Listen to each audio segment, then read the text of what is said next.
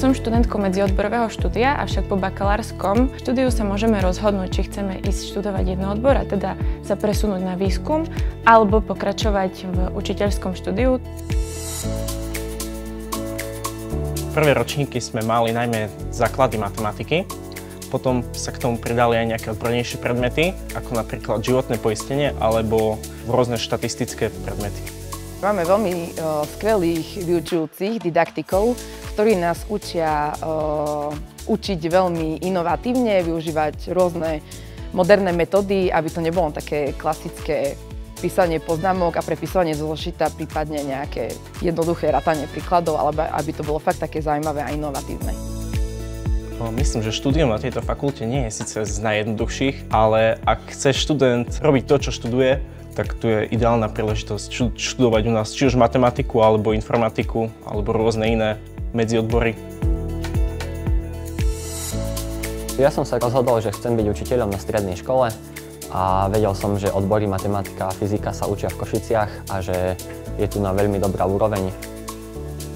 In my opinion, the level of education here in Slovakia is excellent. It's hard to compare studying in college in the US because I didn't go to college in the US, but from my experience, I would say it's on par with studying in the US, if not better.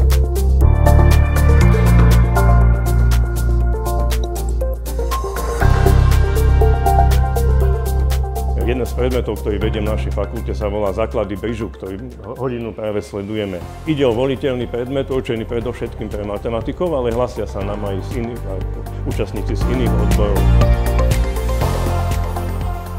Asi je to hra, ktorá nutí človeka logicky rozmýšľať, zároveň zapája takú hravosť a zaujímavosť do toho, takže z toho hľadiska človek sa učí podľa mňa rozmýšľať, akože tak aktívne reagovať na to, čo sa deje, a zároveň je veľmi dôležité si pamätať, ktoré karty boli zahraté, takže z toho hľadiska si podľa mňa aj cvičí krátkodobú pamäť.